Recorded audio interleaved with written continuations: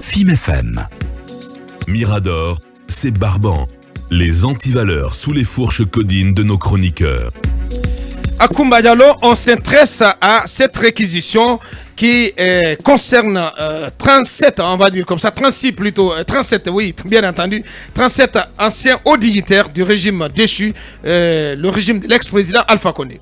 Oui, c'est une réquisition de monsieur le procureur spécial près la CRIEF, qui est adressé à la direction centrale de la police des airs et des frontières, mais également adressé à certains services de la République, notamment des services sécuritaires.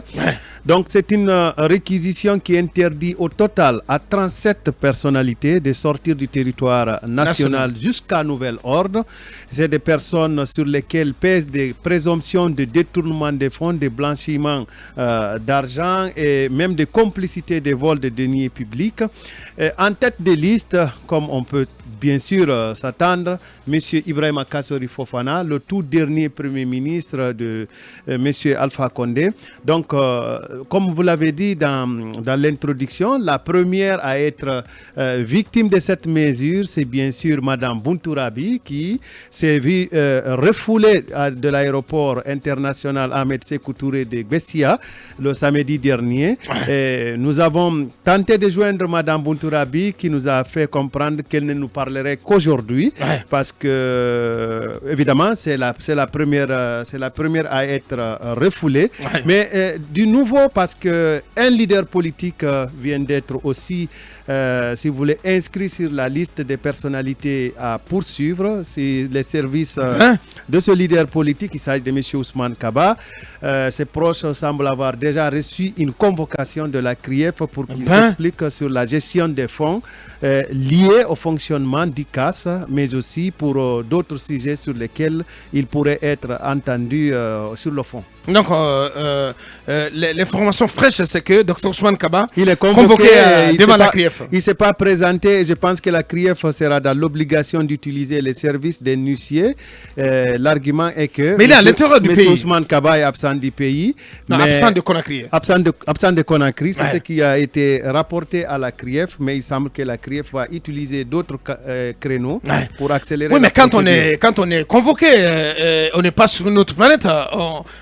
Si on a un minimum de respect pour la justice de son pays, voilà, on répond à la convocation. C'est tout aussi simplement, cabinet. Peut-être que c'est lié à l'état des routes, certainement. Monsieur Ousmane Kaba est en retard.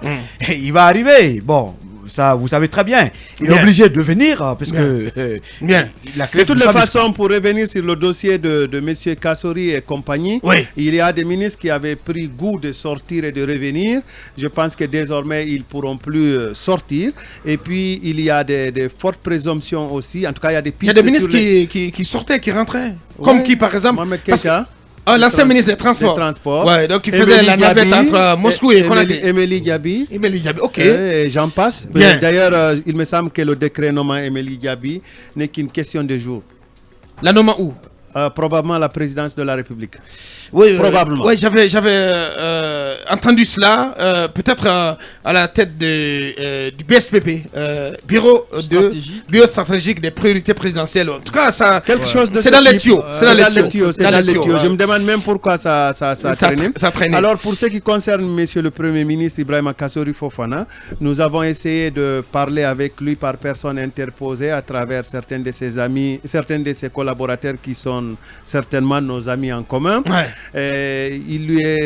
En tout cas, il a dû avoir des collaborations avec certaines comptoirs d'or qui suscitent interrogation. Et puis, j'ajouterai aussi que l'affaire de Taher et de Sadi, ça avance un peu, mais il semble que, en tout cas, plusieurs services internationaux pensent désormais que ces deux présumés complices du Hezbollah, accusés par les services américains, sont désormais protégés par la Guinée, d'autant plus que Charles Wright n'est plus là. Bien. Et certainement qu'il serait aussi propriétaire des mines du côté de Bokeh.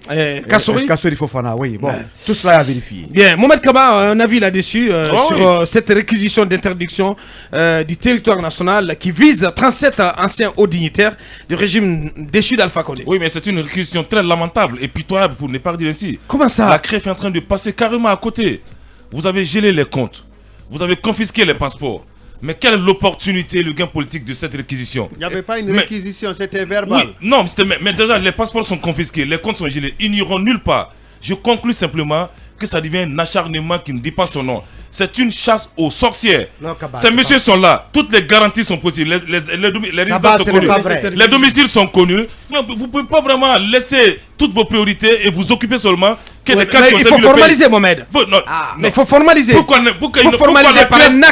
la CREF n'a-t-elle pas formalisé cela avant? Pourquoi la CREF a-t-elle attendu des mois pour le faire? Mais pourquoi quand c'est fait maintenant, c'est là vous offusque, monsieur? Pourquoi ça vous offusque? La CREF est téléguidée par l'exécutif, je vais le dire.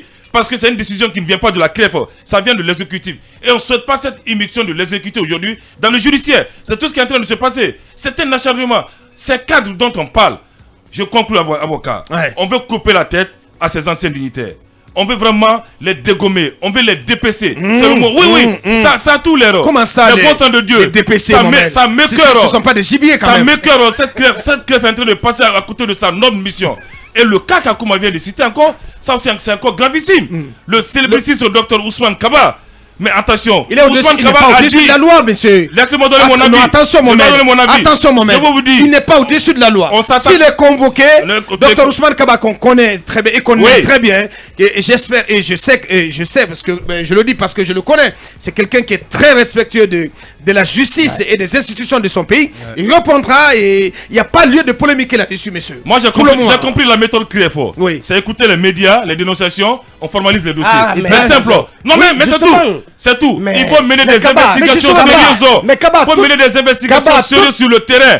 Le parquet de la CREF a des substituts. Ce que tu dis tous les matins n'est pas sérieux. A une équipe. Elle doit pas se baser seulement que sur les dénonciations. Non, mais elle n'a pas dit qu'elle se base sur je vais t'informer. Le dossier CAS a été évoqué ici. Kaba, je vais t'informer qu'il y a un journaliste dans ce pays. Il y a un journaliste dans ce pays qui est considéré comme une source d'information à la CRIEF. Sûre. Oui. Une sommité. Pas même pour la CRIEF, une sommité de l'investigation journalistique. Et ça fait partie des méthodes d'investigation. Écoutez, vous pouvez prendre les journalistes. Non. Je vais vous dire. Les médias constituent une Mohamed, toi, au contraire, toi, tu devrais être fier. Tu devrais être fier que la CRIEF quand même écoute, que la CRIEF soit à l'écoute de ce que nous disons ici, que la CRIEF soit à l'écoute des enquêtes et des révélations de Kumba. Vous ne devez pas vous en offusquer, monsieur. Je veux dire seulement, je suis déçu de toi, elle ne doit pas se baser que sur les dénonciations. Un petit mot. C'est moi qui suis déçu. Elle ne doit pas se baser que sur les dénonciations. J'espère que tu n'es pas déçu de moi. Non. De la CREF, je veux dire. De la CREF, pas de vous. De la CREF. Mais on ne peut pas se lever d'un bon matin, on réfléchit dans son bureau climatisé, on fait une réquisition. Non, j'ai envie de dire. Oui, on s'en prend pas à tout le monde. La CREF doit vraiment savoir garder raison. Savoir raison. Les 75 dossiers que nous a brandi l'agent judiciaire de l'État, qu'on finisse avec ces dossiers. Mais ça a tout l'air que c'est un acharnement. C'est un abattage, un abattoir de colère des anciens cadres du RPG. On n'a jamais l'abattoir de colère. Je ne peux pas avoir l'abattoir de colère. Kaba n'est pas du RPG. Non, je ne viens pas parler d'Ousmane Kaba, cette réquisition des anciens militaires. Et s'ils ont besoin de se soigner à l'étranger, qu'est-ce qu'ils vont faire? Et s'ils ont besoin de rencontrer leur famille? Mais non, c'est pas ce que j'ai envie de dire. C'est pas quelque part. Il faut qu'on accorde du sérieux à ce qu'on fait. J'ai beaucoup d'admiration et d'estime pour le parquet, Ali Touré, qui fait bien son travail. Mais j'ai envie de le dire qu'il ne faut pas qu'il se laisse téléguiser par l'exécutif, parce que ça a tout l'air. Je comprends aussi que ces cadres sont les cauchemars de certains dans ce pays. Bien. Et voilà. Allez-y, Lincoln, pour en terminer. Je me fais le porte-parole de ce plateau à Bakar. On demande à Dieu de pardonner à Ahmed Kaba. Vraiment, c'est il est perdu. bientôt le ramadan, il va se repentir parce qu'il ne prie pas, il va commencer à prier. Mohamed, Pardon, Mohamed Kaba, ses erreurs. Mohamed, il prie. Il ne sait pas ce qu'il dit. C'est un pratiquant. Il ne sait pas ce que je peux confirmer. Ce que je peux confirmer par contre, Lincoln était un bon pratiquant, un musulman pratiquant. Et c'est mon voisin. Tout à fait le contraire du cabinet. Attention. Le cabinet ne prie pas. Malheureusement, le cabinet ne prie pas. Il prie le soir. On se connaît ici. On se connaît ici, prie nous deux fois. Moi j'ai mon tapis dans mon bureau. Attention, le ramadan va arriver. C'est ce que je voudrais dire. Franchement, non, mais c'est l'icône, voilà. Il est sur le chemin du paradis. Bien, Talibé, très rapidement. Ce que je voudrais dire, c'est que Mohamed, tu nous embrouilles. La question à se poser, est-ce que ces 37 personnalités font toutes l'objet de procédures judiciaires de la part de la CRIEF? C'est la question à se poser. Tu as parlé de 70 dossiers évoqués 75 évoqués par l'agence judiciaire. Salah Hussein. Mais ce que tu dois savoir, c'est que dans les dossiers que gère l'agence judiciaire, il y en a qui sont destinés aux tribunaux de première instance et d'autres à la CRIEF. Donc ça ne veut pas dire que tous les 75 dossiers vont à la CRIEF.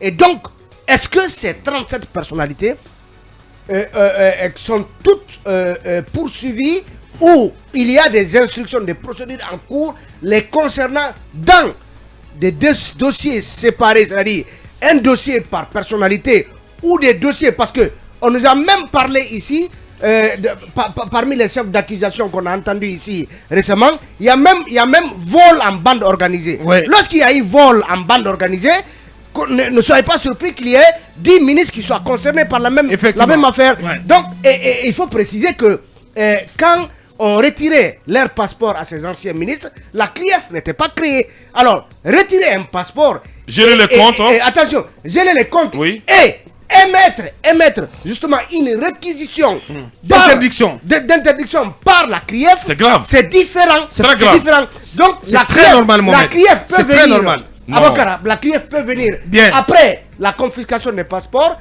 Après le gel des comptes, la CRIEF peut venir pour matérialiser une interdiction. Ouais, et c'est ce qui est en train d'être fait. Et vous savez qu'on ne devait même pas geler leur compte. Allez-y, Mamadou. Allez-y, Mamadou. Ce que je voulais juste rajouter, c'est que finalement, on a formalisé la procédure. Tout à fait. On a, si vous voulez, on y a mis de la forme. On a tamisé, on a, si vous voulez, cadré le nombre. Parce qu'il y a un millier de personnes qui ont collaboré avec Alpha Condé. Aujourd'hui, on ne connaît pas le nombre de passeports qui ont été confisqués. Ouais. C'est plusieurs centaines de passeports, sans doute. Les DAF, les ministres et tout le reste. Maintenant, s'il y a 37 personnes... Même s'il y en a qui réussissent à se faire établir de nouveaux passeports ou qui gardaient par divers d'autres passeports, qui réussissent à se faire la malle. Oui, ils sont nombreux qui ont déjà franchi les frontières, qui sont en Côte d'Ivoire, au Mali, en Sierra Leone et ailleurs, qui ont déjà même atteint l'Europe ou les États-Unis. Il faut aller les chercher. Maintenant qu'on a 37 personnes qui sont ciblées, connues, qui ne peuvent plus sortir du pays, maintenant, qu'est-ce qu'on fait des autres? C'est la question que je pose. Qu'est-ce qu'on fait des autres qui ne sont pas sur la liste, mais dont les passeports restent confisqués? Ça veut dire que tout de suite, il faut leur remettre leur passeport parce que c'est leur droit. Il faut peut-être dégeler leur compte parce que ces gens aussi ont besoin de voyager. Depuis 7 mois, ils sont là, cloués à Conakry, ils ne peuvent pas sortir. Est-ce que après cette réquisition, on va remettre à ces messieurs-là et dames leur passeport puisqu'ils ne sont plus sur la liste? Je pense qu'il faut qu'on regarde dans ce sens-là pour que ceci-là soit rétabli dans leurs droits. Merci d'avoir été bref, monsieur Bref. Allez-y, cabinet. J'espère que tu vas être très bref. Non, je rejoins monsieur Bref qui dit que c'est important d'avoir formalisé tout ça. Mais ce qui change par contre, c'est que cette fois-ci, c'est la CRIEF qui émet une action, une sorte d'action conservatoire vis-à-vis de ces personnes-là. Ce qui est encore une précision de plus. Ça veut donc dire que ces gens-là sont reprochés de